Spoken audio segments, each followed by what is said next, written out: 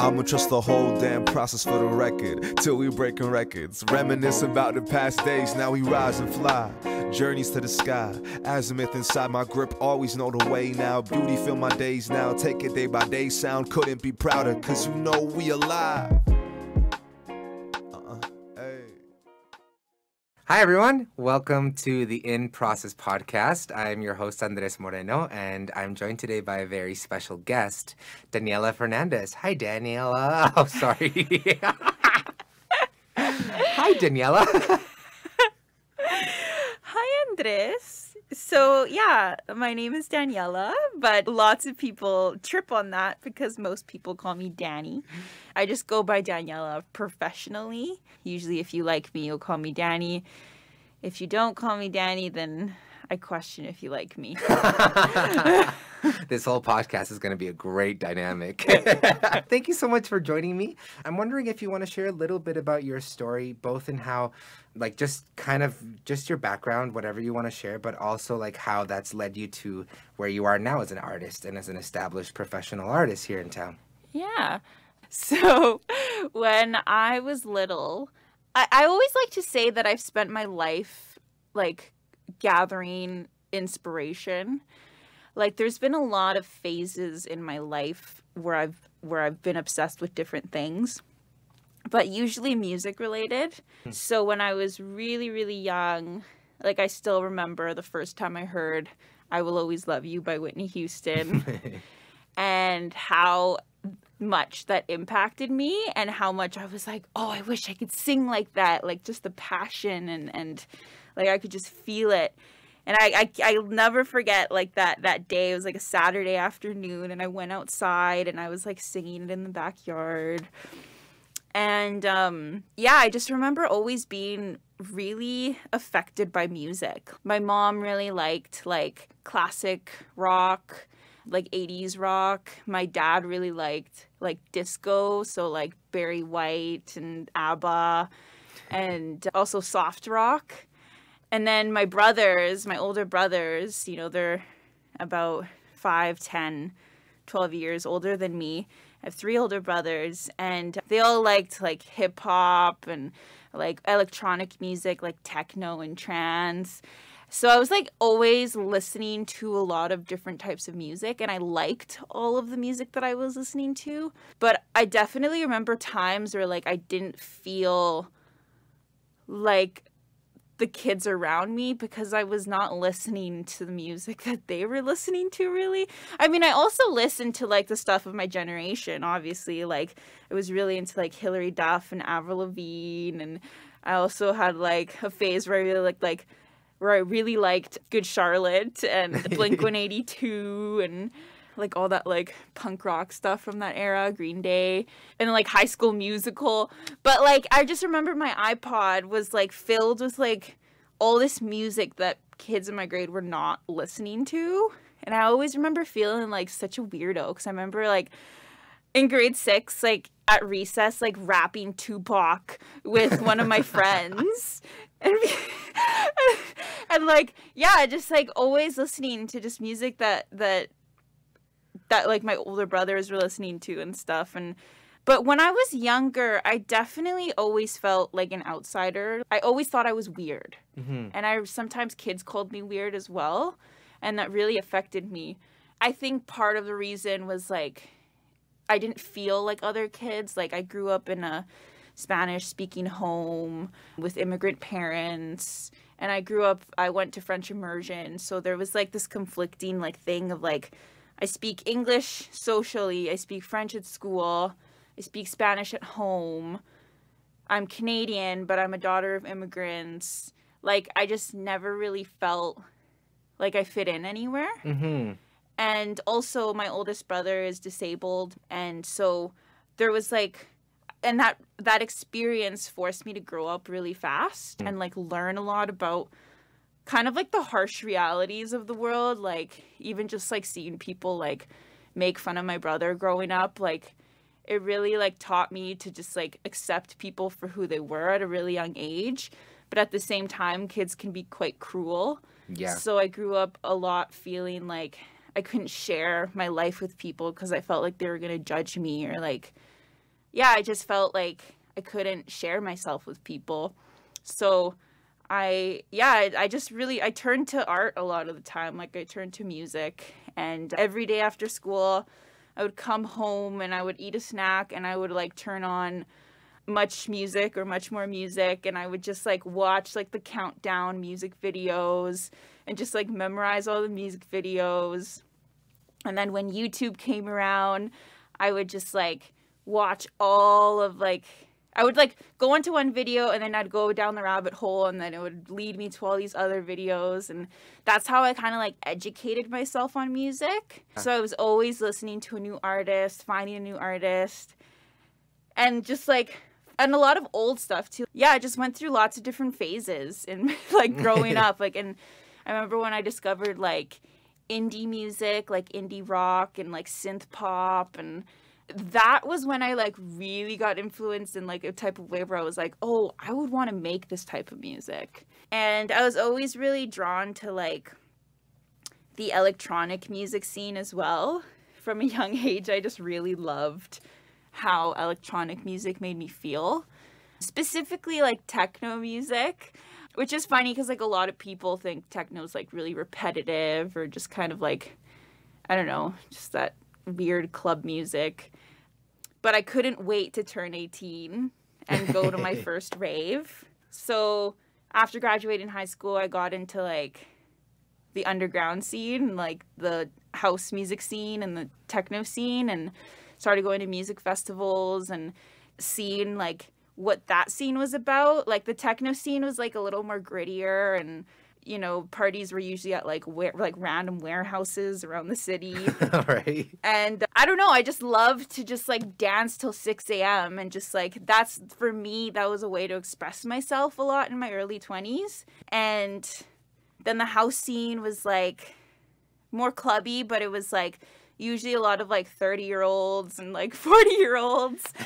So I don't know, like but for me, it was all about the experience, you know, like I've never liked the type of stuff that people my age like. And when I was getting into those scenes, I started taking music production classes at a music school here in Edmonton. Oh, cool. Yeah, and so I took a couple levels of that, and that's where I kind of started to get into producing. But, you know, I was in theater school at the time, so I didn't have time to focus on it. So I kind of just like let it be for a little bit. But if I were to relate all of that to like theater, because that's all like music related. Mm-hmm. And, you know, also like growing up, I did a lot of like singing classes. So I'd always like be performing at like fundraisers or just like random gigs like that. But there was always something missing for me. Like there was always like a disconnect in my performance. It's like I loved music, I loved singing, but I never felt connected to the stuff that I was singing. And so, because I think a lot of people, especially like my instructors and like my parents, thought, well, you have a very like R&B voice, so you should be singing like Celine Dion and Alicia Keys and Whitney Houston. And I'm like, yeah, those are great artists, but as much as like my voice fits that type of music, I'm not sure if that's the type of music I want to be singing. Like I want to explore other stuff. And then, yeah, in junior high, I started to get into theater just like by proxy at school. I auditioned for the school play and I got in, and then I started doing it every year, the school musical, the play. I joined the glee club, the improv club, took dance classes, the drama club, and like I was just like everything I did at school was arts related. Like I did the bare minimum in terms of like sciences and math. Like I was like, give me all the arts classes, like whatever I need to pass, I'll do it. But like I want all my classes to be arts related. So like I was always just like that person who was just really involved in the art stuff. And we had a really nice arts community at my school, my junior high and high school. But I was never a theater kid. So as much as I loved doing theater, I didn't know theater stuff. You know, like I loved doing it, but I didn't know like what musicals were out. I didn't know like any Broadway stars, like none of that. Like I was not educated in that way. And part of that was because I just didn't have like the accessibility to it. You know, like my parents couldn't afford to put me in anything outside of school. Like I did take some singing lessons, but even that was like hard for them to support. And so everything I learned was like at school or like on YouTube, you know? And I didn't have anyone artistic in my family either. Like I was the only person who was into that kind of stuff. So I never really had anyone guiding me or like any mentors of any sort.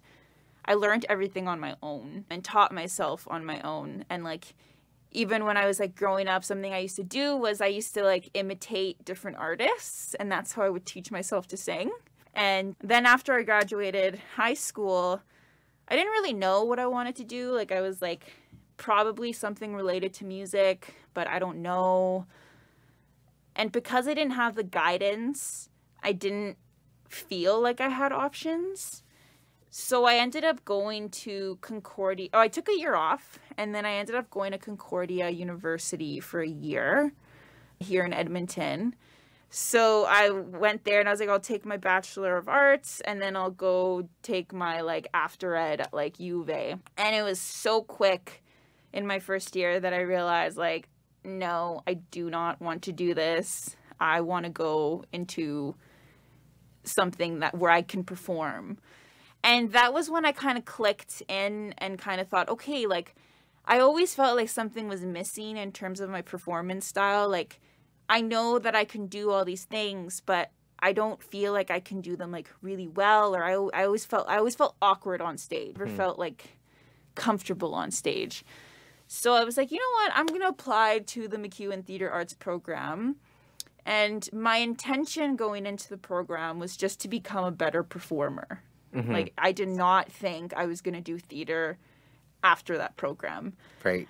And I didn't audition really for any other schools. I think I only auditioned for the National Theatre School because I liked the idea of going to Montreal. Yeah. But I didn't audition for any other schools. I didn't think I was capable of it. I really didn't. And I was like, okay, like I'll go somewhere local and I'll try it out.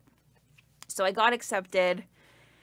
And I remember it was such a culture shock for me the first like couple of months of theater school, because I was in a room with 20 like theater kids, and I was like, what have I gotten myself into? Because like at the time I was dating someone in the music program, and so, and even my locker was like down there with all the music kids, and I remember just thinking like I should just be in the music program. Like I feel like conversation-wise, I can carry a conversation more with a music student than with a theater student. I'd rather be doing that.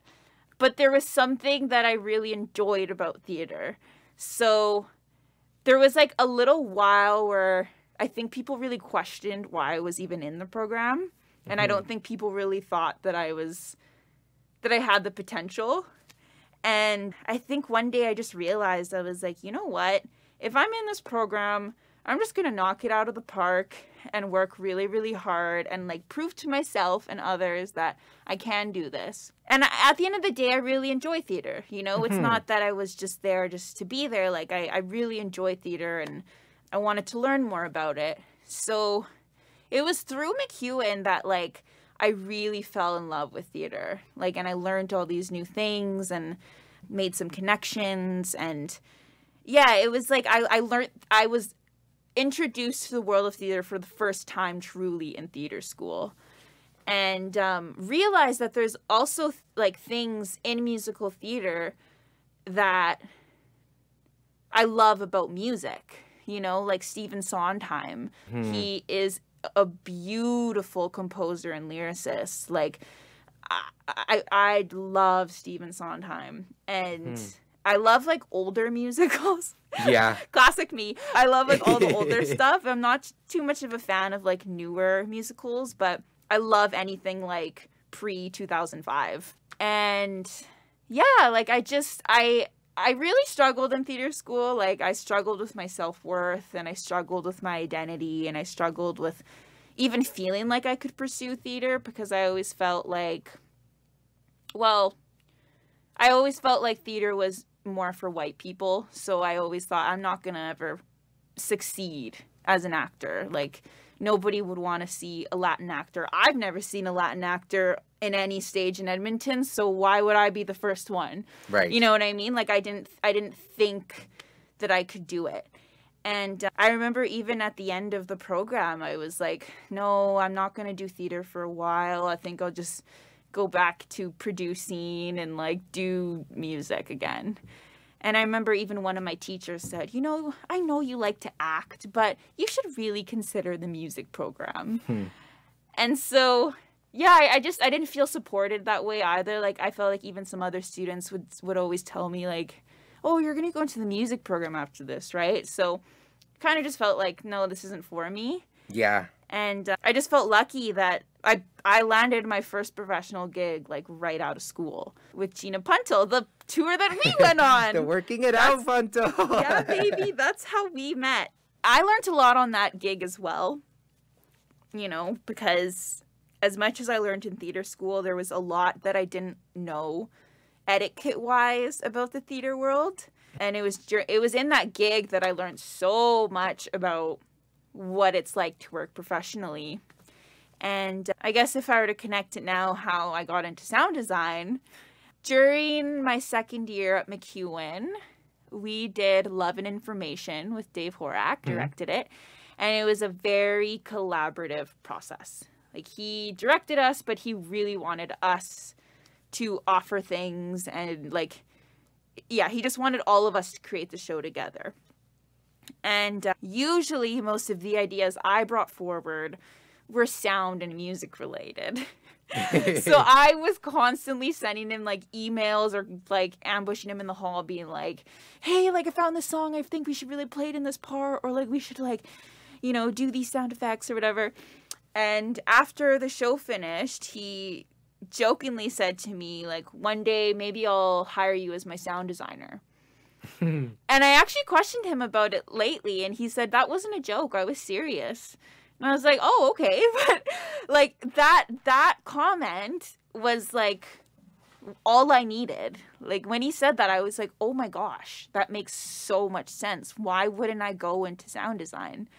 Like, I've always thought of my passion for music and my passion for theater as two separate things and two separate worlds.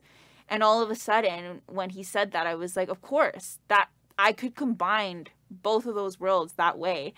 So I started to just think about it. And then I got into the Citadel Young Production Company with the intention of learning some sound design. But unfortunately, the program was just not like built for that. It was more so like stage manager kind of oriented. So that was kind of a missed opportunity for me. So I kind of let go of the idea for a while. And then it was about 1.5 years later that the Citadel came out with the RBC Horizons, the mentorship I did at the Citadel. Yeah. And I was like, this would be the perfect opportunity because it's anything you want, basically. And you get to build your mentorship. So whatever my needs are, I can ask for that. And so I was so lucky that I was granted the opportunity. Specifically, my mentor, Matt Skopik, like, he has given me so much time and so much support and has taught me so much in the short year that I've been doing this. Less than a year, actually. And it seriously blows my mind how much my life has changed in the last year.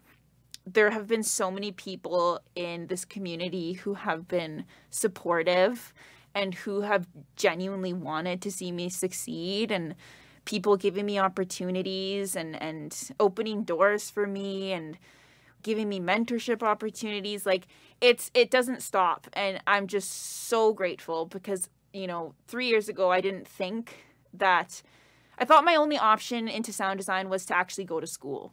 And I didn't want to do that. And it's not often that you get an opportunity to learn a skill like this by not going to school. So I feel really, really lucky that I was given that gateway. And I'm just like in awe of just how much I've discovered through doing sound design as well. I've realized that sound was always the language that made the most sense to me. Yeah. Like it's my biggest passion in the world. And, I may not be the most technical person, and I have a long ways to go in terms of that. Like, I know there's a lot that I have to learn technically, but artistically, creatively, I really trust my instincts. Yeah. Like, I've surrounded myself around so much music and sound in my life that I know what sounds good. And I know what to bring to the table, regardless of the genre or, what type of production it is. And so in that way, it's very daunting. Sound design is very difficult. Yeah. Like, very difficult. It's very detailed.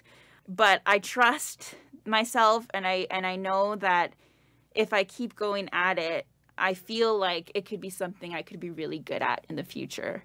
Yeah, I've just discovered that I feel like I am putting my voice into sound design more than I ever have as an actor.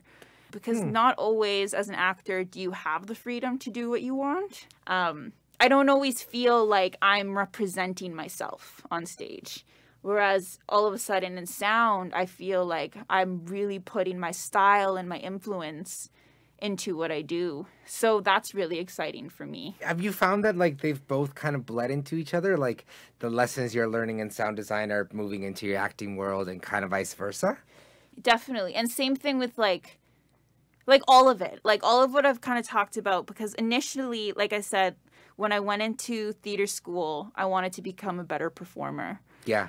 And the lessons that I learned through acting, like instincts and discoveries, like that has bled into like what kind of music I want to make and like what that will inspire. Like all of it's kind of like becoming one now. And that's really, really exciting to me, because there was a while there where I was like, I kind of feel like I know what I want to do, but I'm not 100% sure. I don't know if I have all the skills.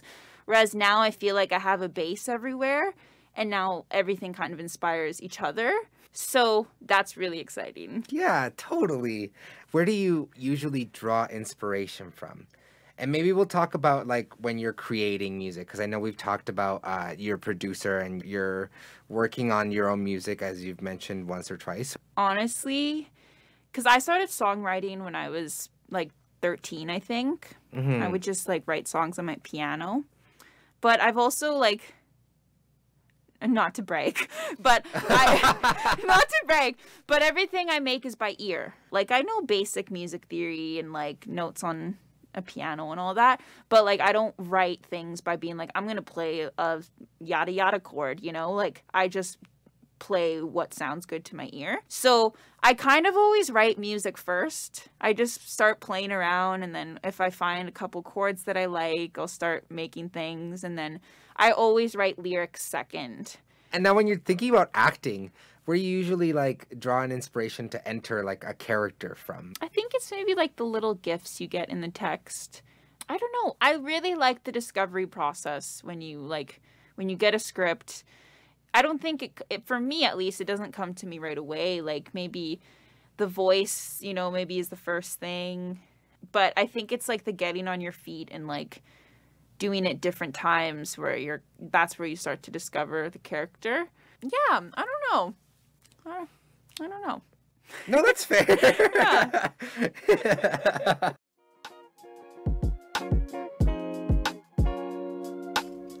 The In Process podcast is brought to you by the Canada Council for the Arts and Azimuth Theatre's Traversing the Azimuth multimedia branch.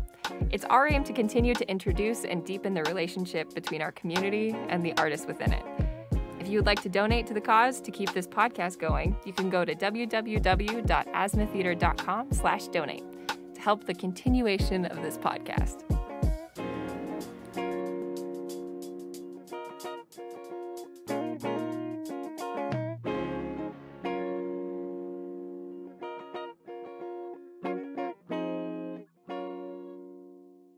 Is there something right now that's exciting you in your life, just in general?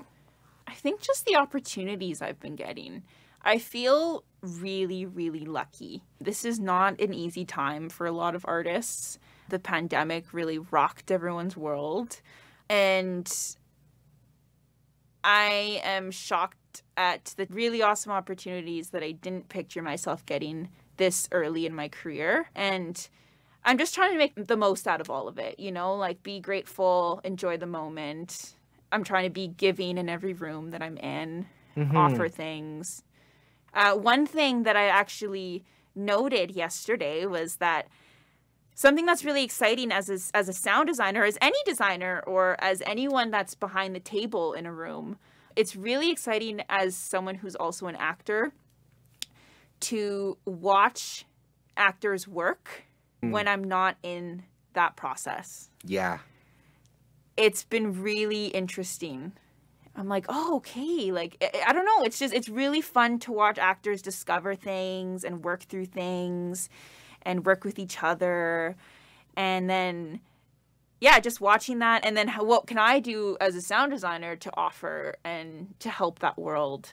So that's been really exciting. I agree with you. That's one of my favorite things whenever I get the chance to like direct is to watch the actors work. Yeah. And to watch how other people have a process that's so different from what yours would be, right? Is there a process you've been in that has taught you something that you've carried with you into almost every project you go into?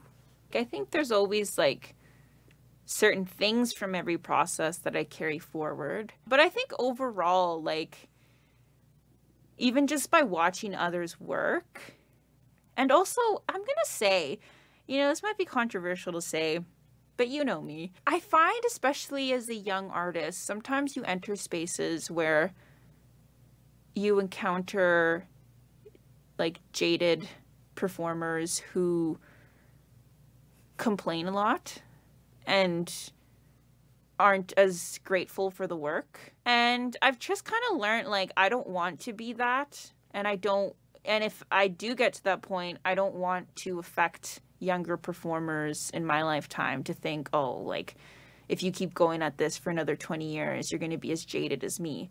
And it's just not fun either to enter a space where there's negativity and that kind of energy, because nobody needs that. You know, you're all collaborating, you're all working together. You know, if you're not happy to be there, then don't take the gig. But I think that's a big lesson I've learned is, you know, just appreciate the work and be happy to be there. Yeah. Now, you've been working a lot, and part of what I've been exploring as an artist and as a person in this career is the idea of balance, right? And so is there something that you have that's like a go-to that you can trust when you need to de-stress or when you need to just like find some joy in your day? Yeah, RuPaul always. Yeah, that always makes me feel good. Something I do that's kind of embarrassing. I've always done this, okay? Like, ever since I was, like, a child, and I still do it to this day. Late at night, if I need to, like, get rid of energy, I will turn on music in my headphones, and I'll put on different outfits, and I'll just dance. All right. For, like, an hour. Yeah? Do you ever put on, like a runway, or is it mostly dance? I don't do runways, no, but I'll, like, yeah, put on different, like, fun outfits, and I'll just, like, dance in front of the mirror and, like, pretend I'm a superstar. What about, like, food? Do you have any food that's, like, comfort food or that, like, brings you joy? McDonald's, Yeah? baby. What's your, like, go-to order? It used to be Big Macs. I used to be obsessed with Big Macs, but, like, sorry, their quality has really gone down. Their Big Macs aren't as good as they used to be. So I usually just get junior chickens or cheeseburgers and, like, fries. Yeah. Yeah.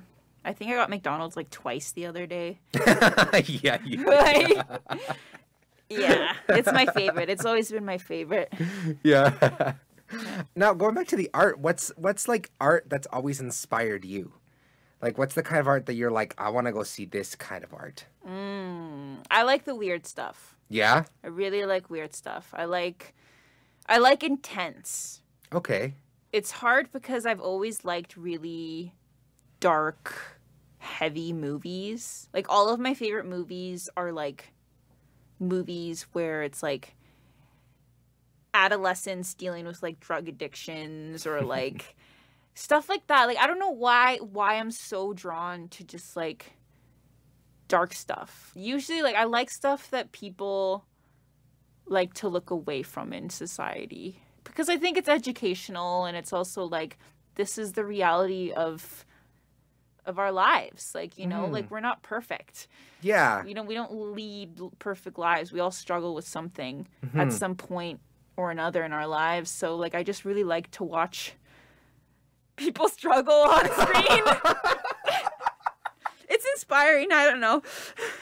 But someone who I must mention who has always inspired me, as you know, is Lady Gaga. Just because she's so multifaceted and she can do so much, and like everything about her has always inspired me. Like from the beginning, I've just been obsessed with her, and I continue to be obsessed with her. Like everything she does, she just always steps it up and brings it further.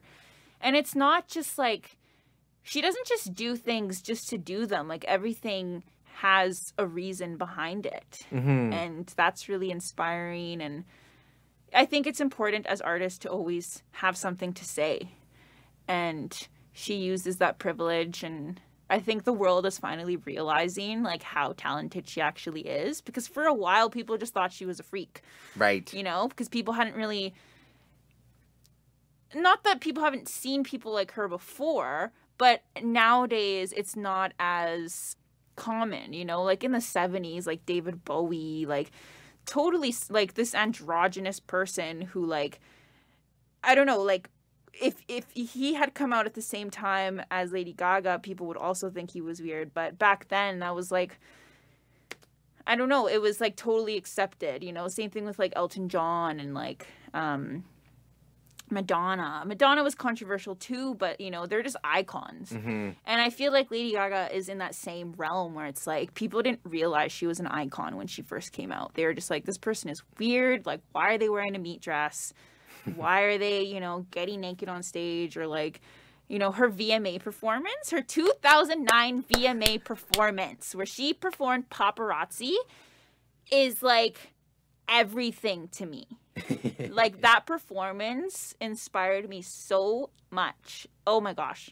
Would you say that's like the number one thing when you're like, I need some Gaga inspiration? There's a couple though. There's a couple. Like sometimes I'll just like, if I like want to cry, like I'll just watch a bunch of her old performances and I'll just, yeah. I just love her. And like also she introduced me to a lot of stuff too, you know, like she introduced me to like performance art, and she made me realize that it's okay to be an artist who wants to do a lot of different things. Yeah. You know, because she always has different phases. She's always going to different genres of music. And I'm like, yeah, why not? Like, that's the point of being an artist. Why would you stick to one thing your whole life? You know, like, why not explore? Exactly. So I love that about her. Yeah. And then I'm also really inspired by Radiohead. They're my favorite band in the world. Yeah, they're just like, I love Tom York. Their music is just also like their music's quite sad. Like I can't listen to Radiohead all the time, but their music really inspired me growing up. Yeah. Speaking of like, if you're an artist, why would you stick to the same thing? If you weren't doing music or acting, is there another artistic outlet you would follow? I think I'd want to design clothes. Yeah. Yeah, because I love Cool. fashion. I love fashion. I love expressing myself through clothes. And yeah, I would probably, and I was also thinking recently, I kind of want to get into hair. Like if there's like a period of time in the next 5 years or so where like I'm not working as much, I think I'll go to hair school. I've got backup plans, baby. We got backups on backups on backups. Backups on backups. Oh my gosh. So with all of this being said and all your, you know, your inspirations and stuff, do you have a dream project that like, you know, it's like the one thing you've always wanted that's like on the horizon and you're like, one day I'm going to get there? I can't think of something specific where I'm like, this would be a dream project, but I am dreaming up a project that I want to create in the next little while, but I'm not going to share it too much. All good. It's secret. Stay tuned for part 2 of the interview. But what I can say about it is that I do, now that I'm getting into sound, I want to create a piece that is fully sound-led. A theater piece that is fully sound-led, yeah. I'm going to end it with this really just like chill, fun question. But is there a song right now that's inspiring you? That maybe is new or maybe you recently discovered? Let me just open up my Spotify. Well, why'd you ask me to send this? Like, honestly, I could go down like a full 30-minute conversation about different songs right now. I think the song that I played the most this weekend, specifically, was Stay by Lisa Loeb, I think is how you say her last name. It's like this 90s song. Okay. It's like this acoustic song, and I used it in my pre-show music for the show I just designed. And I just love it. It's so simple. It's just like, I love 90s music. It was such an honest time for songwriters, and it was like everyone would just sing a song with their guitars, and it's such a lovely song. I love it. And yeah, that's the song I listened to this weekend. Yeah, I know you could talk about music for hours, so that's why I said one song. I know, it's not fair. It's not fair. I mean, it's funny, Coldplay, Here she goes. Coldplay, I just heard this new song by Coldplay with Selena Gomez, and you know me, I do not like Selena Gomez. Sorry, but this song is great. It's so awesome. Yeah, Reminds even me of, Selena's part? It's the song. Yeah. Well, thank you so much for joining me. This has been such a lovely time and such a gift for me to be able to hear about your process and the way that like your artistic brain works. Yeah, I just want to thank you. Really, it's been an honor, and thank you so much. Thanks for having me, buddy. Anytime. Please come back anytime if we keep doing this. Part 2, Part 3, Part 4, Part 5. It's a whole saga. It's all about me. Oh my gosh. Oh, thanks, pal. Thank you. Hey, pal. Enjoying the conversation? Traversing the Azimuth is a brand new branch of Azimuth Theatre, aimed at connecting artists with a wider community, deepening mutual understanding, and getting to share each artist's process and journey. If you would like to continue hearing these amazing stories, you can help out by going to azimuththeatre.com/sponsorship and sponsor Traversing the Azimuth. Your sponsorship will go straight into paying more artists to come and share what it means for them to be proudly in process. We would also like to take this moment to thank the Canada Council for the Arts for their support in the pilot of this project. For more information on Traversing the Azimuth, go to azimuththeatre.com/traversing.